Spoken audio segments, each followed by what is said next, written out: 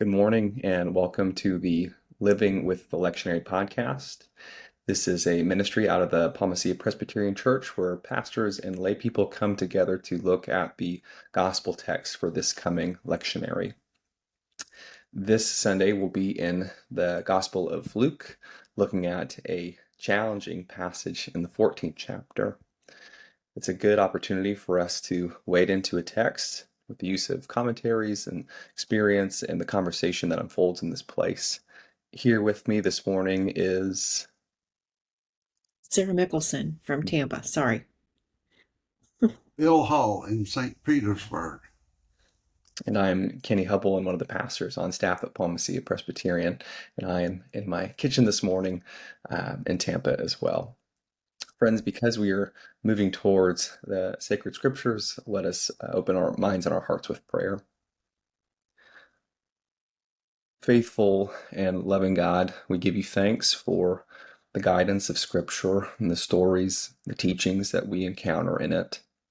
We ask as we look at a text that challenges us, that hits our ear with difficulty, that we might discern what is right and true and good, that we might have a sense of your Spirit's movement, that we might look at this text with clarity and to be able to apply this text then to our faith. Help us in these conversations as we seek to glorify you. We make these prayers in Christ's name. Amen. The format for this gathering is to move through the text and then lift up three questions in which this group has seen these questions already and have prepared some degree of response, and for us to then, in conversation with one another, maneuver through the text. Hear now God's holy word from Luke 14, verses 25 through 33. Now large crowds were traveling with Jesus, and he turned and said to them, "Whoever comes to me and does not hate father and mother, wife and children, brothers and sisters, yes, even life itself, cannot be my disciple. Whoever does not carry the cross and follow me cannot be my disciple. For which of you, intending to build a tower, does not first sit down and estimate the cost to see whether he has enough to complete it? Otherwise, when he has laid a foundation and is not able to finish, all who see it will begin to ridicule him, saying, 'This fellow began to build and was not able to finish.' Or what king, going out to wage war against another king, will not sit down first and consider whether he is able with 10,000 to oppose the one who comes against him with 20,000? If he cannot, then while the other is still far away, he sends a delegation and asks for the terms of peace.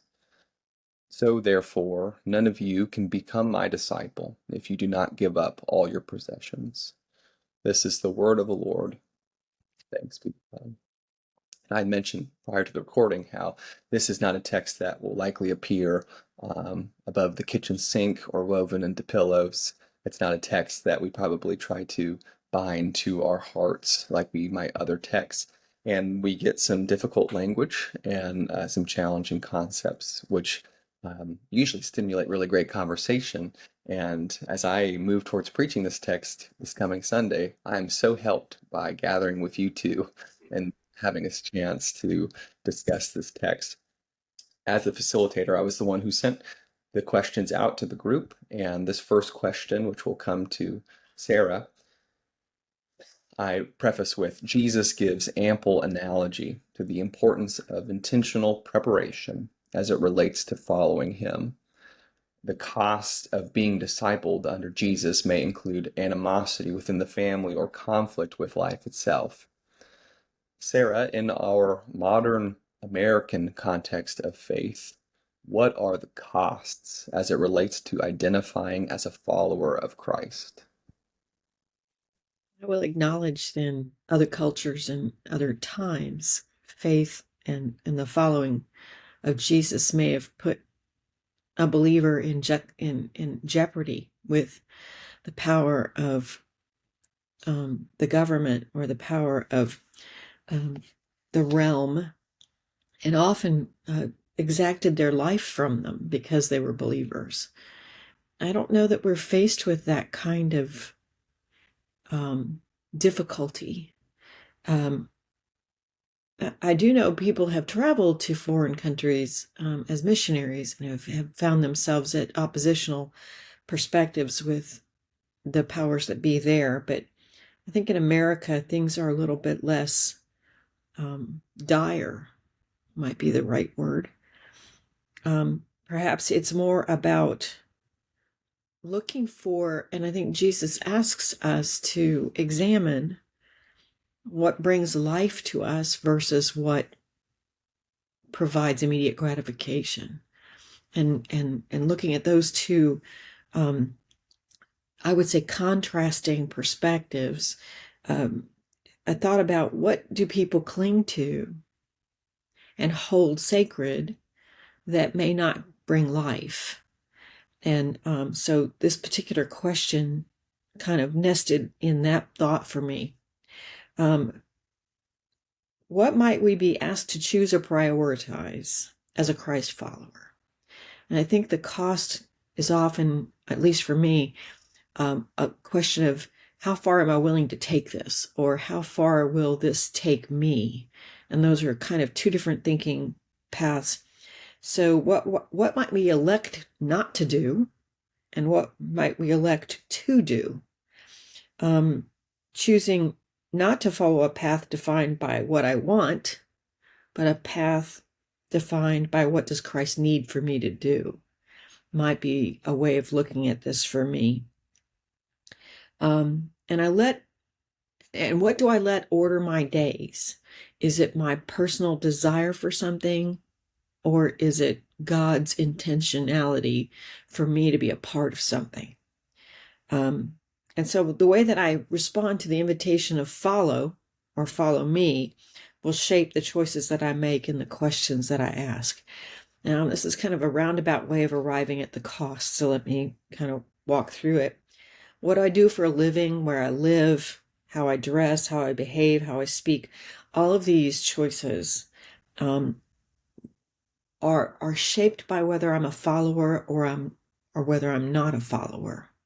And I might be asked to give up something as a person who follows Christ, or elect not to take a higher paying job, or a move to a foreign country, or move to a different city based upon what I feel called to do by God versus what my bank account would ask of me, or what my retirement program would ask of me, or what might be appealing from a fame and respect perspective.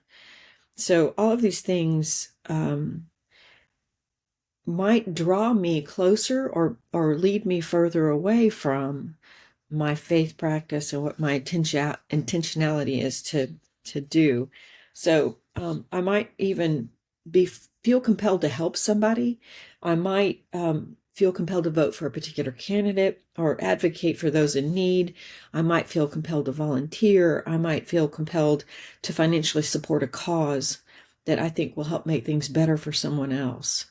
And all of these things are choices, and I call them a moment-by-moment decision that I'm making, whether I'm following Jesus or whether I'm following something else away from Jesus. And so it's that kind of interrogation that I approach each day with, and maybe that's the cost, as I spend time thinking about, does this further the kingdom of heaven, or does this further the kingdom of Sarah? And I'm asked to interrogate what it means to follow Christ in every situation, and how I respond to that hardship, or any hardship, whether it's discouragement or flat out rejection, will reflect my commitment to following Christ as well. And I think those are all the things that we are asked to do. So maybe the cost is impulsivity. Maybe the cost is, I have to really check my ADD and think hard about reaction versus response, and move toward responding instead of reacting. Relationships with families and neighbors can be impacted by this. I think sometimes the cost of peace in the house may be a part of the story. And we have to really, for those in my house, we really have to know what we think and be able to defend it or argue from that perspective when when something is very divisive. So when what we believe calls us toward Jesus and potentially away from those we know and love, that's a cost. As a follower, I may be asked to change how I budget my time, how I invest my talent and my money. I might have to choose to stand alone or apart because I follow Christ instead of following the rhythm of the day that the world might offer me. So those were kind of some of my reflections. It's kind of a rambling list, but I don't know that we're asked really difficult things right now, except to say, are you going to be present or are you going to be passive in the dialogue? And I think that's the bigger trick, is the courage to be um, uh, proactive. Thank you, Sarah. And it doesn't sound like a rambling list because the prompt is talking about life itself and the family and how multifaceted that becomes. We have to sort of get to a litany of response of what are we actually talking about here. And I'm helped in how you responded to the kind of family connotation here, even as I parent young children who my almost 5-year-old might identify me as the worst dada ever if I move him towards sharing with his brother, which is to say that animosity and strife within the family, when there's a question of what is moral or right, is not an indication that something is bad and terrible or hateful, but that we're just having to contend with life itself and trying to grapple with those dimensions. And in the same way, I'm not the best dad ever if I, decide we get to watch a movie tonight. These are things that we're having to construct around a variety of perspectives and preferences and how we come to this. I like your really earnest discernment of in each little moment we can sort of move towards our own kingdom or God's kingdom, and that's part of, I think, probably the essential process of making a life of discipleship move towards what God has in mind versus what we have in mind. Thank you for that response. Bill, what do you think as it relates to this first question? I remembered to unmute myself. Sarah, I appreciated how you started, acknowledging at different points in history the cost may change. And it resonated with me because, Ken, when I've dealt with this kind of question before, I tended to be out there, what they need to do. And this time I felt led to make it very personal. And the first thing it occurred, and I think at different points in my life, Sarah, not only in history, in my life, the cost has changed. The first thing I put down was ego. A quick example I've shared on this podcast before. Nobody was more surprised than I when I began to sense a call to be a pastor. That was not ever what I dreamed of being. I dreamed of being a teacher, or given my interest in history and politics, going into politics. I knew I wanted to help people. It was a struggle for me to begin to take the steps to explore that. So, in a sense, my self image got reshaped by a process. And it reminds me that, using, I think, the language of the Gospel of John, we're in the world, but in a sense, we're not to be of the world. And that is tension What exactly does that mean? It means for me, we are people of the book. That's why I enjoy this podcast and the adult faith formation and worship, because there is yet more to learn and explore. I'm not just to make things up on my own. Again, my ego needs to be, it's real. I am a unique individual. I don't have to denigrate myself, but I need to submit myself to the word and the will of God. Now, we've dealt with a part of this back in the middle of August, Sunday, August 17th. We dealt with this father against son and in Luke 12.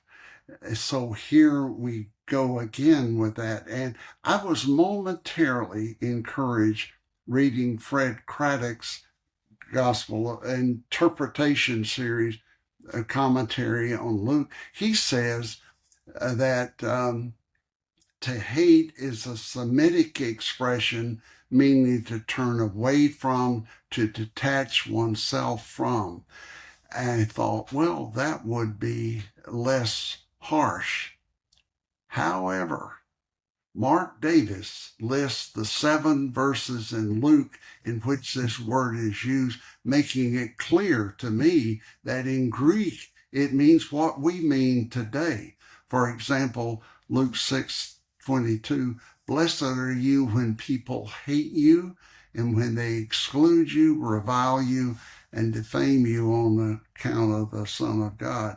I don't know how to resolve this tension other than, and we talked about this in the pre-recording, I think many of us take it in its sense metaphorically. We do need to, a part of, the mantra for parents, your 2 greatest gifts are roots and wings. We need to become our own person, find our own identity. In that sense, I resonate with it, but it is very harsh language. And ultimately, Ken, for me, is the cost is I need to seek my identity and purpose in God and not ultimately in my personal self fulfillment. But I'm still working on the question. Thanks, Bill. And an element of these questions is that they're sort of unanswerable, and that how do we actually get to this place of acting this out? And your response, Bill, makes me think of, so in my doctoral studies, my final project was based around fatherhood, masculinity, and vulnerability, and a text where it says to, hate your father. What for? I think as maybe a broad, an overarching understanding of this text, to identify Jesus as a revolutionary is really important. That this is, I think Jesus is peaceable and is gentle, and there's love and compassion and service, humility, but there's a real earnest thread of upending the status quo, disarming systems of power. There's a really revolutionary element of Jesus that isn't just sort of a small aspect of the ministry of Jesus, but is really woven into the larger gospel narrative of Jesus brings considerable change, even to the point of some dissension and division. And as I think about my doctoral studies and I look at my father and the generation of fathers that are with him, I hate that there has been such a system of stoicism that has cut off men of a certain age to their own emotions. And so there's elements of, I can look at things that are true of my father and my father's generation and be combative to them without actually hating my dad at all. I do not hate my father in the slightest. I do dislike elements of what he's now having to contend with, or had to contend with, that when he became a father, and how he maybe thought he had to relate to me as a son in terms of the systemic realities of men of a certain age. There's always exceptions, but looking at trends, we know that millennial fathers are spending 3 times the amount of, or 3 times the amount of time with their children. And so I look at that sort of paradigm shift. I go, okay, well, I'm supportive of that, that fathers are taking a larger role in the raising up their children. And I use that example to say there might not even be a morality implied in some behaviors, but the dimension of opposing your father or having a very different view of life is very appropriate in a revolutionary mindset to say we're going to upend some things there. That's going to bring about some tension and some animosity for the greater good and not at the detriment of the relationship. And so I just wonder about that, if there's room to look at this harsh language that Jesus is using about the family system and to get to a place of legitimate dissension, disagreement, but not at the cost of the relationship itself. Maybe I'm just trying to be optimistic in how I come to the text. This is going to be a long podcast because we're in the first question still, and I haven't even given my answer. Boo to the facilitator is what I say. Here's my response to this first question about the cost as it relates to being a follower of Christ in our American contemporary context. Looking at Jesus's language about those who cannot carry the cross cannot be my disciple, I'll use that as then the symbol of burden. And we are very accepting of this symbol. We will have it on our jewelry, and it's in our worship spaces, and it's on our walls in our homes, and it's the equivalent of it's a torture device. I had a theology professor who equated it to like wearing an electric chair around your neck, how peculiar that would be. And so Christians have kind of commandeered this symbol of suffering to become a symbol of hope. And there's great power in that, and there's no problem with that. But it's to say that as Jesus looks at the cross, it means something very different in the ancient world than it means to us now as sort of removed Christians who find great hope in the symbol. In that time, it would be horrifying. The cross was only a symbol of terror and not just like the physical torturous suffering of the crucifixion, but the shame it would bring in a society where shame is significant. And we have a I don't it's not that America is shameless, but a lot of what is in the inner workings of our society are we're not an honor shame based society in the same ways we might look at like Japan. And so this story and how we understand the cross in our country looks probably very different than how many people would hear the same story in Japan and what we would actually latch on to. So I want to kind of take it in that more ambiguous way and say, in terms of costs, it's probably different for any one of us. For some, the costs would be the literal cross, those in the face of persecution. We know that historically, and depending on where you live in the world, we might experience this call to discipleship in a really literal way. For some, it might be the more shame, honor side of it, and living into some tension with the choices we make might reflect on us. It might change our popularity. The society perspective would feel like a burden. For some, it's sell all your possessions. For some, it's pluck out your eye. I think that the cost of discipleship largely gets oriented to the the cost that we feel internally, and maybe the threshold is those things that we are either unwilling to pay or have a really hard time paying. that that's going to be kind of an internal conviction depending on our own walk with God. If I were to kind of boil that down, I would say the cost is just expensive. Like it doesn't come cheap. There's only going to be some significant difficulty in following Jesus. And if our expectation is different than that, then we're probably like the king or the tower builder of this parable, where we have maybe not plotted exactly what this is going to entail. And it might require some further investigation and introspection to really get a grasp and handle of what does it mean to follow Jesus and what is the cost of that discipleship. Can I throw something new in here? Sure. There's also the I don't know if you guys experience this, is tell me who your people are. That perspective of identity tied to family and family name and adjudication of acceptance based upon that family name. You know, I've had people go, I'm with this family. I'm of, you know, the clan of this group, and have people anticipate that I will recognize that name and give it a certain level of accommodation and respect.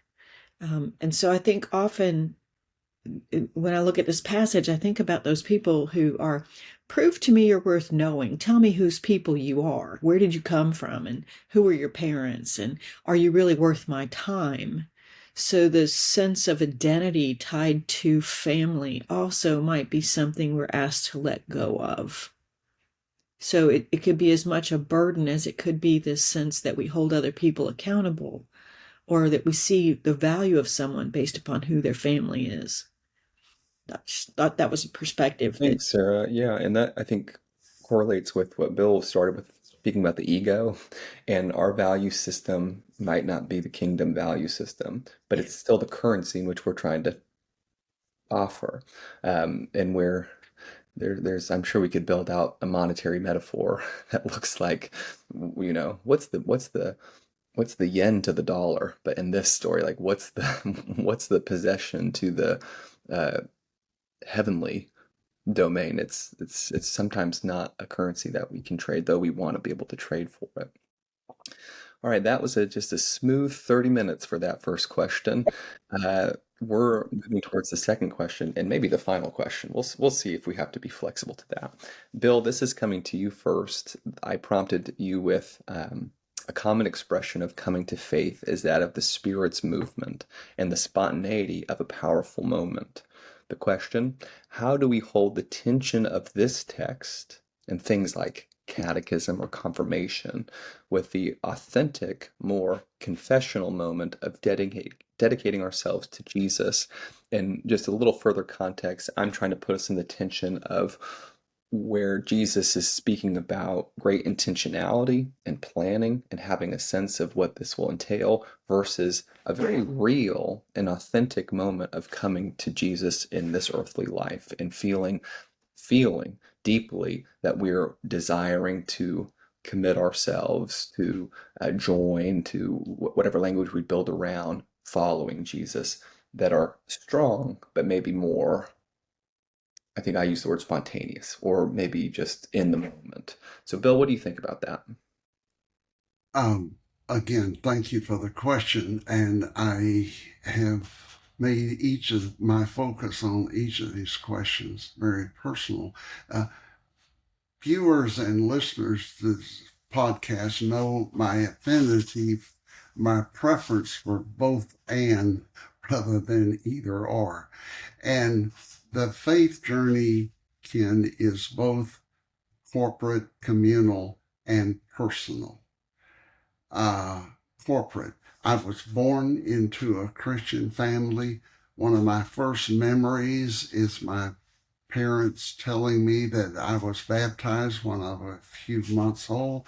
They stressed that that was their commitment to set an example. I went to Sunday school, communicants class. I even memorized the Westminster Shorter Catechism and got a Bible for that. And a part of that journey was, interestingly, there was a retired minister in the church in his early 90s, and Reverend Harris was a bit stern.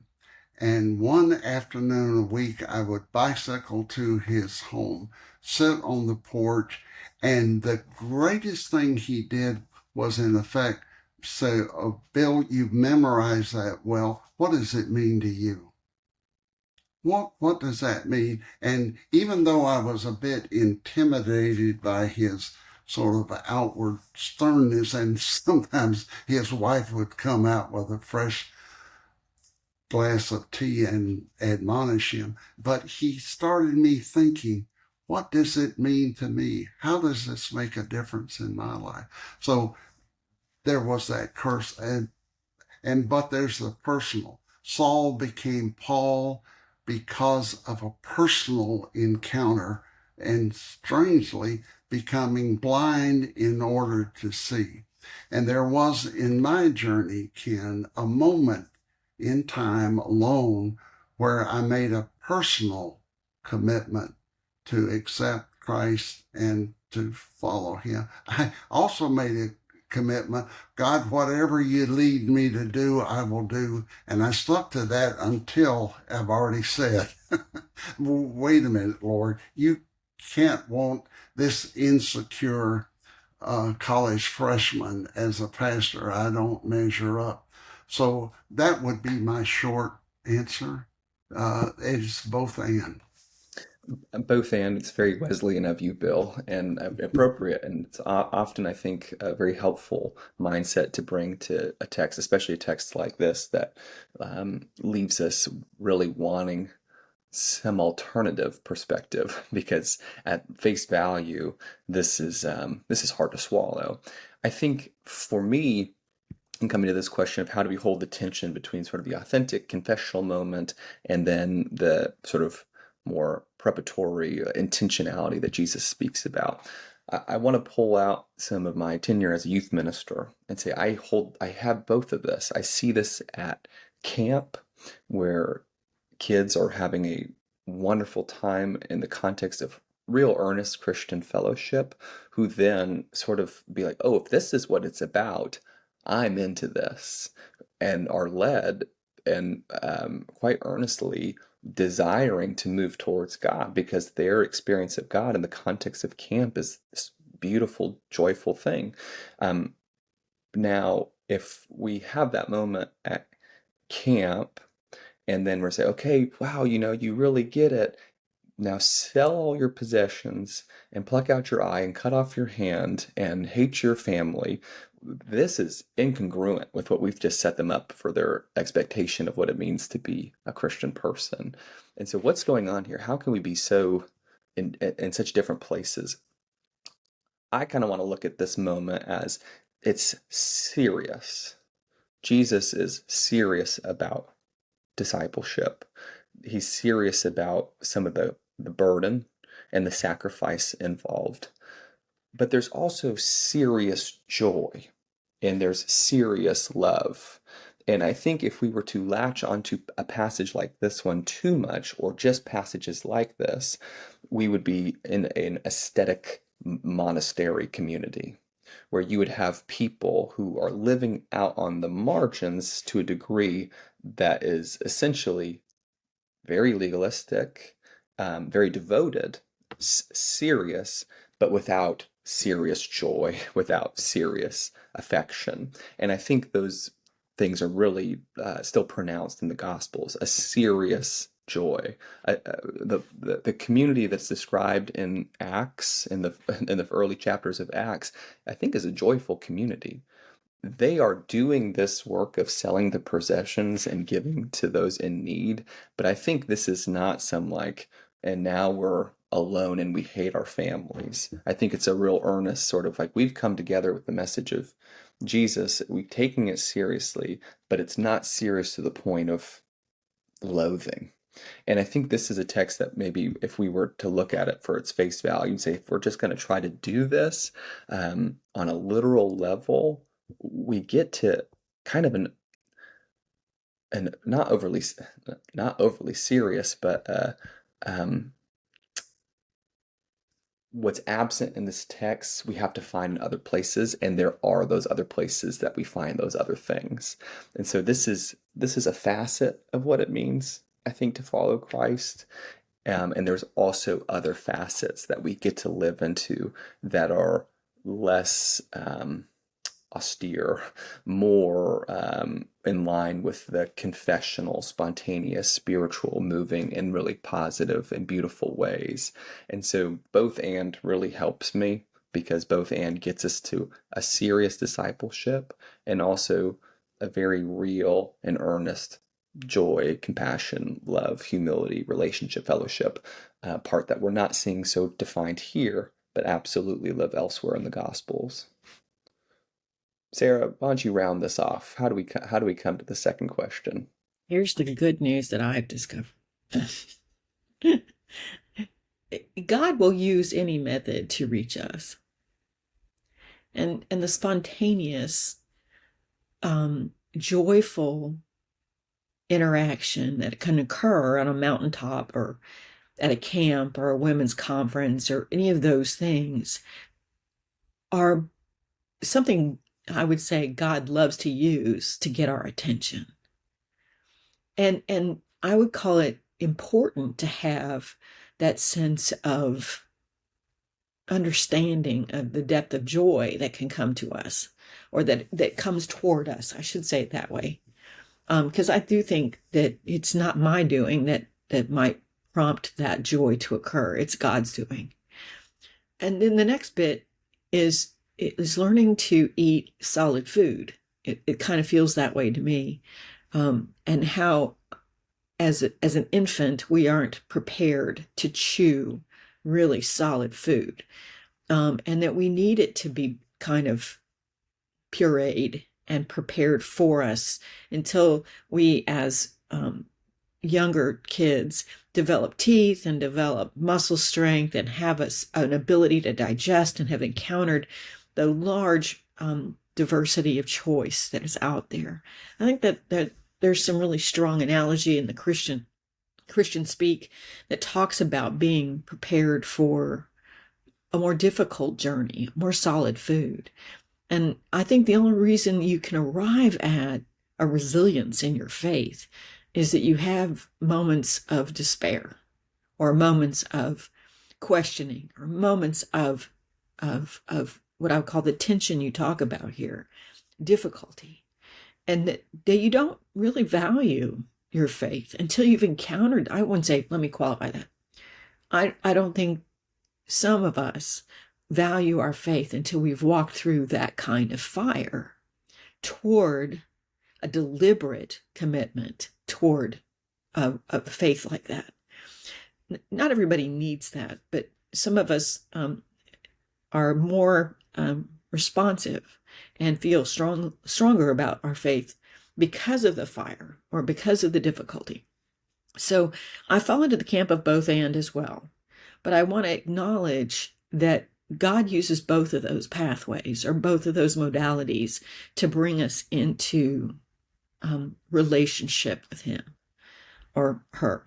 And so I think it's, for me, an acknowledgement that both are so valuable and such important aspects of most everybody's faith. If you ask somebody, did you have a road to Damascus moment? Did you get knocked off your horse and were you blinded? And did you have an experience where you felt God was present with you right then and there?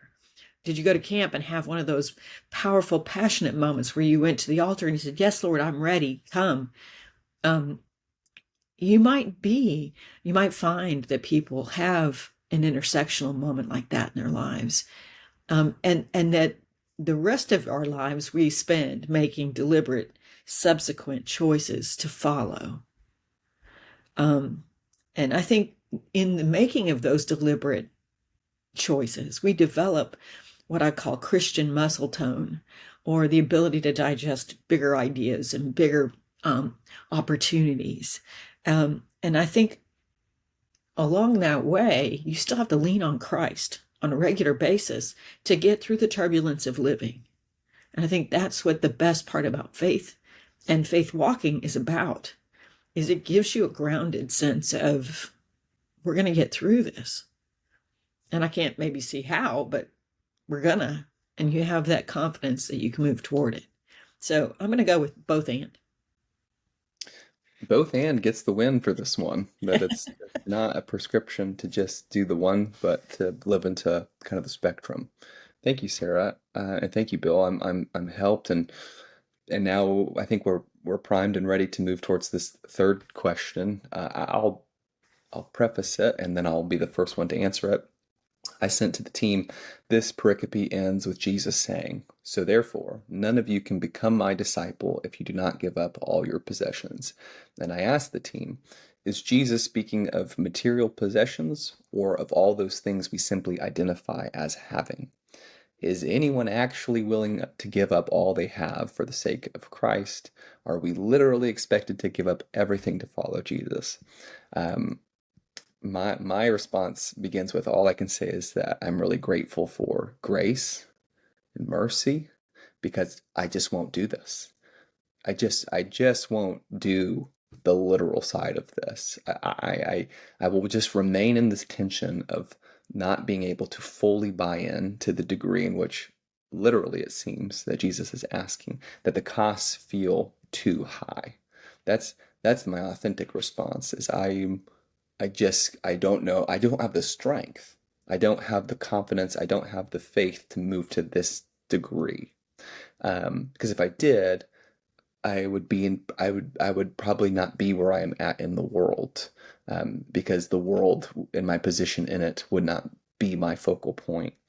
And so I just say that I'm really happy that grace exists because I will fall short of this margin over and over again. Now, ironically, I believe that this life that Jesus calls us to is legitimately purpose filled and gratifying. Like if we were to do this, we would, good morning, Bailey. You want to have some breakfast? Bailey's here, so I'm gonna move rooms as I get into this great. You're great. Um, this is called an answer on the go. I was saying that if, and you're gonna with the light change. This this is becoming a more innovative podcast experience. A Y'all are movable wondering, feast. huh?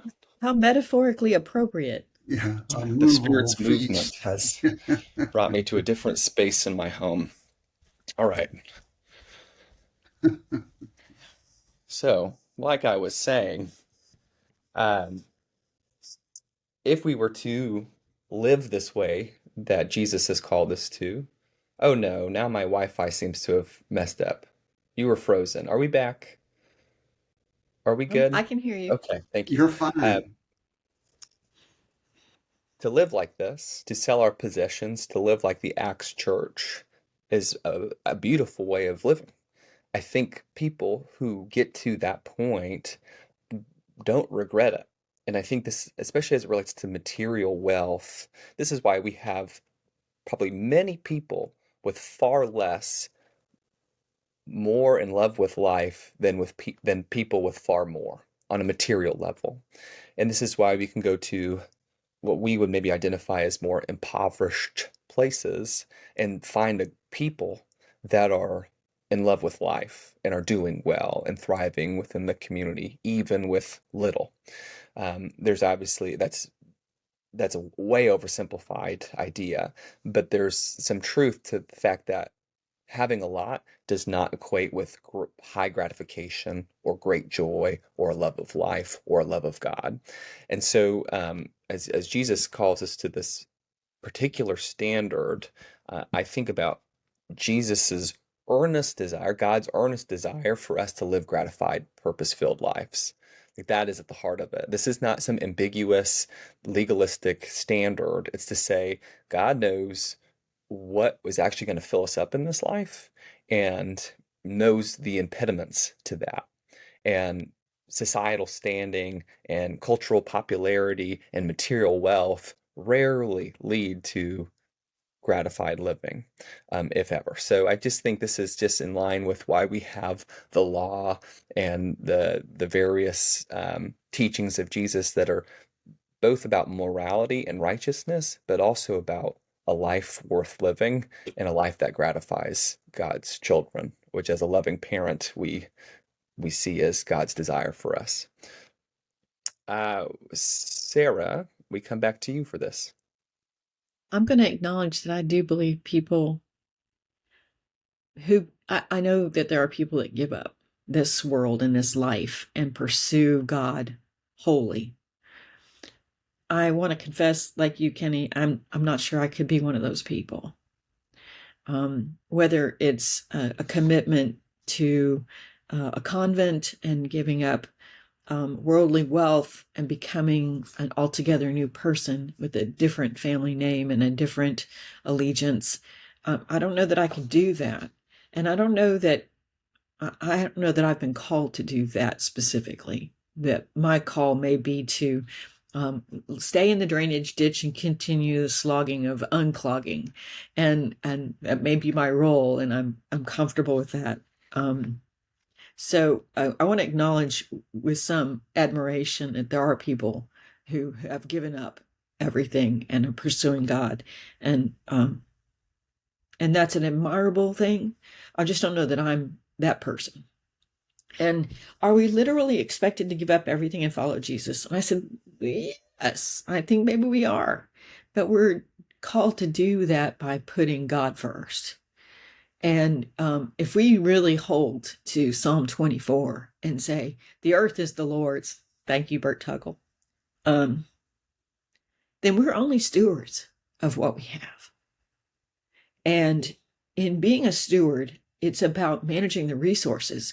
And so my father would challenge me and say, I would go to my dad and go, how come we don't give up everything and sell all that we have and give it to the poor? Why don't we do that?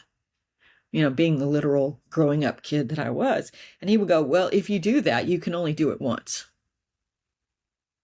And once you've done it, you are now destitute and poor, and you will be living hand to, pretty much close to the bone, and you won't have anything to offer anybody else. He goes, might it be a call to manage your resources better so that you can continue to give to the poor, so you continue to meet the needs of those around you? Is that a bigger responsibility? Perhaps. Are you being a better steward if you do that? Perhaps. So he made me really question, do I really serve God well when I give up everything and become poor? Or do I do a better service to others and to God if I continue moving my resources and building a wealth system that can support more people? And I liked the idea of you have enough, you can, instead of hoarding it for yourself, you can build a bigger table. I love that imagery because I think that's what we're called to do. If everything belongs to God and I'm accountable to Him about what I do with it, then I will be called to be resourceful. I'll be called to be strategic and clever with how I manage those resources so that I can be responsive, so that I can spend those resources for the work of the kingdom. A note based on one of the commenters to Mark Davis's exegesis on this passage was beautiful because it says, cling to that which gives life. Possessions don't give life. Your family may not give life. It may give you temporary life, but it won't give you eternal life. So if you move toward that which gives you eternal life, then you're moving toward Christ, and that's really the call here. Thank you, Sarah. And I think you're going to help a lot of people with lifting up a really attractive position that is very, again, Wesley. You guys are in a Wesleyan vibe here because Wesley's coined with saying, make all you can, save all you can, give all you can, and would adopt that idea of stewardship. And I agree with that. I think that is a very maybe even essential um, position to take for many so that we can the church is a system too, and for the system to operate well sort of requires that participation of those with much. Though I think a lot of people want to start with make all you can, save all you can, and then we stop. And that give all you can is a really important part of you move from fiscal prudence to the ministry of Christ in that last movement. And so that's pretty important to get to that threshold. But I'm helped by the fact that you raised that for us this morning. Bill, how do you final thoughts, final response to this question? Yeah, I will try to be brief. I will become the third of us to say I have not given up all my possessions, and I don't intend to do that, but I want to take this seriously. Now, as I wrestle with this, Ken, I kept coming back to the opening words of this passage. Now large crowds were traveling with him. Why? What was their motivation? Where were they in the journey of faith? Um, uh, Surely there were some groupies. Last night, my wife and I watched the episode of The Chosen where Jesus is on the way to heal raise from the dead Jairus' wife, the woman who had bled for 12 years. And they depict it as an absolute mob scene, a crushing mob. And I thought, well, that's good timing because I had reflected on what does it mean a large crowd were traveling with him. And so I think that's a clue that Jesus is saying, wait a minute, understand what it means to follow me. Now, at least this means to me I need to examine my attachments. What do I place my confidence in? I learned recently of some friends who literally lost everything but their lives in the storms last year. Treasured antiques, literally every stitch of clothing, every piece of furniture is gone. And those times help us redecide what's really important to us. And I will end by referring to a well known book by Dietrich Bonhoeffer, The Cost of Discipleship. And he talks about cheap grace. He says, cheap grace is the grace we bestow on ourselves. I think that's part of what we give up. Remember, I started with ego. Ultimately, it's God's will, not my will. And he says the preaching of forgiveness without requiring repentance. Cheap grace is baptism without church discipline, communion without confession. Cheap grace is grace without discipleship. In English, at least, disciple and discipline come from the same root. And I will end with this, and this I identify. Bonhoeffer says, costly grace is the gospel which must be sought again and again, ... Thank you, Ken.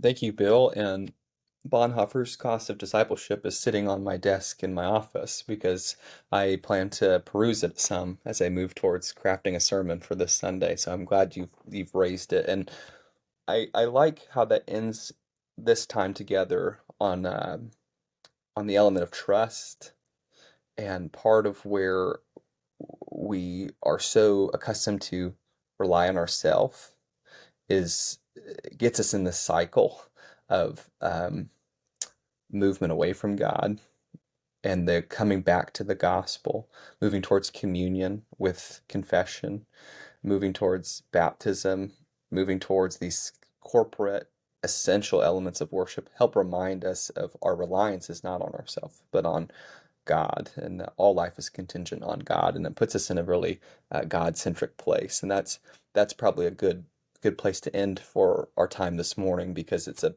passage that puts um,